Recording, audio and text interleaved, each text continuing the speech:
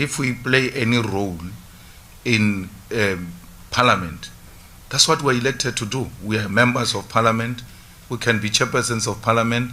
We can be Speaker of Parliament. It's a responsibility which the electorate said, go and execute. So playing an oversight will not necessarily only mean that you must be in opposition and without any single position in the legislature or Parliament. We remain in opposition in positions of committees, in positions of deputy speaker or a speaker.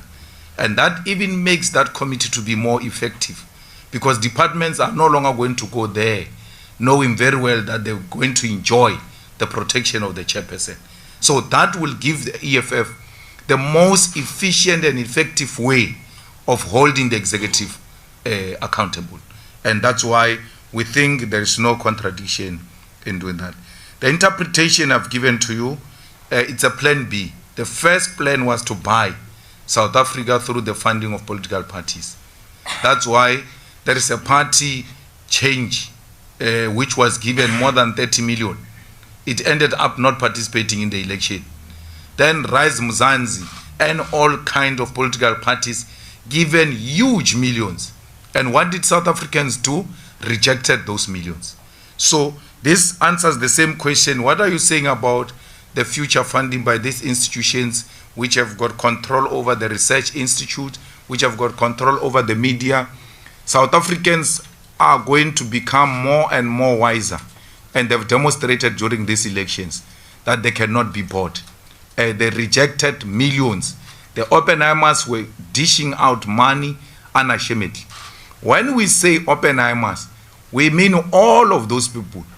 Oppenheimer is a representative of those multimillionaire families of the Ruperts and the Minels and all of them who have been pumping money to try and manipulate the political landscape in South Africa, and that has successfully failed.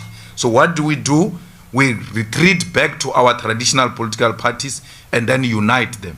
The IFP is not an organization outside the Oppenheimers. It was formed by them. Who in his rightful mind will give Tlhabisa 20 million? Because he can't even speak to that 20 million himself. So why would someone say, yes, 20 million to Tlhabisa? To do what with it? Tlhabisa was given 20 million and then he was pushed out of the campaign. The campaign was run by the chairperson and the premier candidate of the IFP in KZN. I found Tlhabisa campaigning in Malamulele. I'm like, what is he doing in Malamulele? That's how much he was pushed out of the campaign. But the money was put inside the IFP, because the IFP is an entity of the Oppenheimer family.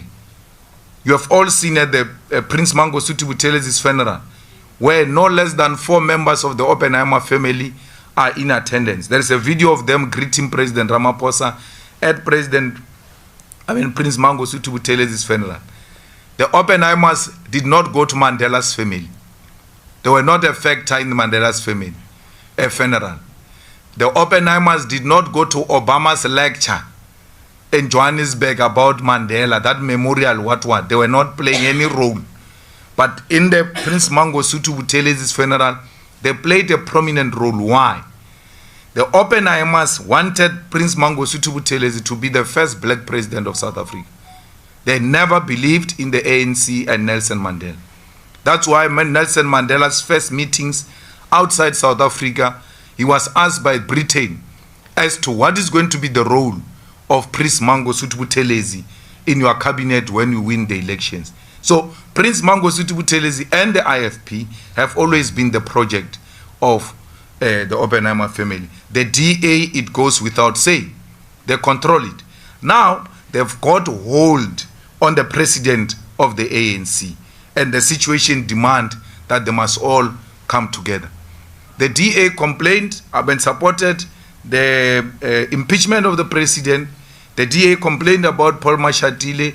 The DA complained about all the corrupt people.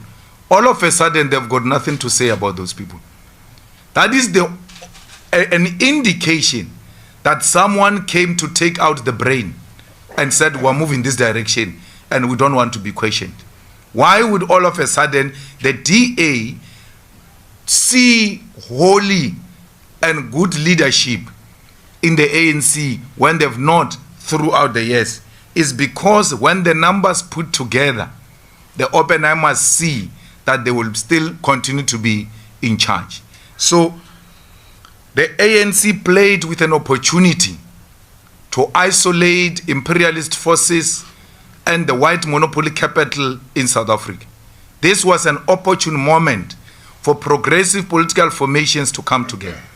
The president says to me, we cannot form the GNU without a DA because we want a non-racial GNU. I asked him a question. Are you saying the ANC is not a non-racial organization? Because the ANC is a non-racial organization without the DA. So why would it say when it comes to government, if there's no DA, we are not non-racial? But when they run their daily activities, including in their constitution, they are non-racial.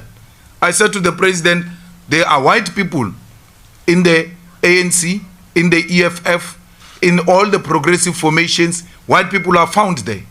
If it's about the question of non-racialism, we can still find white people from amongst ourselves. It's not the question of non-racialism. We are not opposed to white people. We are opposed to white supremacy. We are opposed to racism. We are opposed to Afrikanerdom. We are opposed to white monopoly capital. Any other progressive name that gets to be put forward by the president of a white person, Indian person, colored person, African person, as long as that is a progressive name, will support it. I said to the president, we voted for the DA in 2016, where you, comrades, were arrogantly defying and denying us an opportunity to work together in 2016. We said to you, let's work together. You said, no, we don't want to work with you in the arrogant manner you are doing. What did we do? We pulled out where the DA was defeating you. We folded our hands. And I said to him, to show you it's not a question of race, and don't leave here saying I'm anti-white people. In 2016, we refused to participate in municipalities with the DA led by a black person. It was led by Maimani. In Joburg, it was led by Mashaba. We still said, we don't care who are the faces. This organization is a tool for imperialism and for white monopoly capital. So it's not about color. It's about the party that represent backwardness, a party that is a racist organization, a party like Freedom Front that says part of its conditions to go into a coalition is that we must declare Orania as a white Afrikaner land. And you say to us, we must go and participate in such a coalition. We'll never do that. Remember, when you are in cabinet, once you are defeated in argument, those decisions are binding on you. As a disciplined member of cabinet, you must go and defend that Orania must be a land of the Afrikaners. We will not do that. We will rather die without occupying positions in government than to allow white supremacists and racists to thrive. Fighters, inclusive government should not mean a compromise on the principle. We are for inclusive government. That's why we said today, we are the first political party to say to the ANC, we will work with you. But because we understood the element of inclusive government and government of national unity. But it does not mean we must sleep with Zionists with our eyes open. We're not going to do that. We said to the people of Palestine, we said to the Muslim communities everywhere in South Africa, the vote and the victory of the EFF is a victory of the people of Palestine. Those Muslims who voted for the EFF, those Muslims who have voted for the ANC, what are you saying to them when you go immediately in bed with the people who have supported a genocide, the killing of innocent women and children, and we must close our eyes in the name of inclusive government and overlook humanity? We will not do that as the EFF. President Ramaphosa has always been a project of these people. From school, he went straight to work for Urban Foundation, to work for the Oppenheimers. President Ramaphosa formed NUM. He has never been a mine worker. He has never been underground. From school straight, he was given money with other colleagues to form an NUM that was funded directly by the Oppenheimers.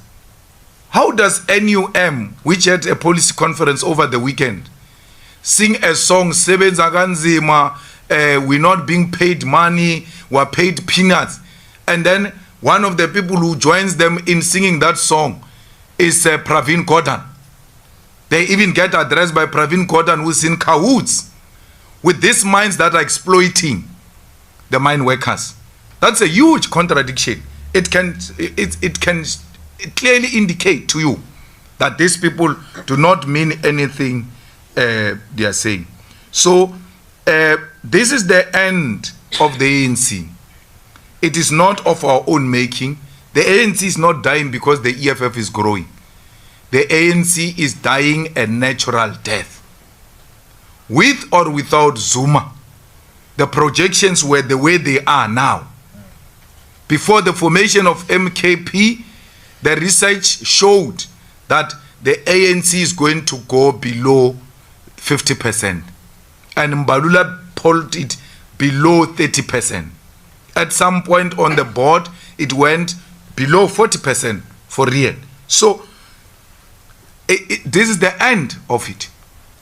Because you cannot say you want to change the property relations and you are engaged in the struggle for land, and then you go into cahoots with the people who are actually opposed to that struggle for the land.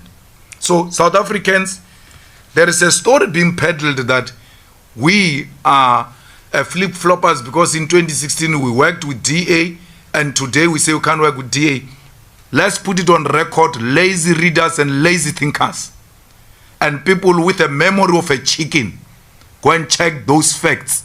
We have never worked with the DA.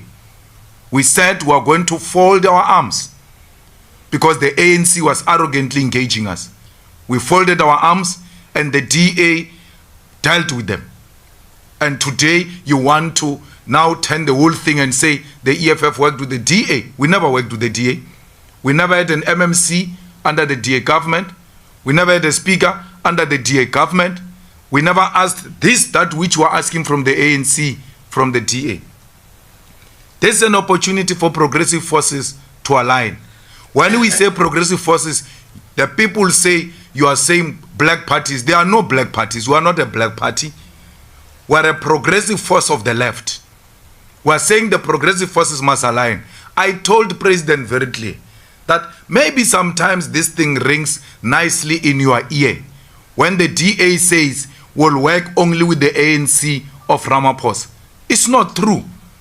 The ANC of Ramaphosa lost in Tshwane, in Joburg, in Tekwini, in Ikuruleni, and PE. Why didn't the DA offer the president what he is offering them now? Why didn't the DA say there is no outright winner? Come ANC of Ramaphosa, let's work together in Tshwane.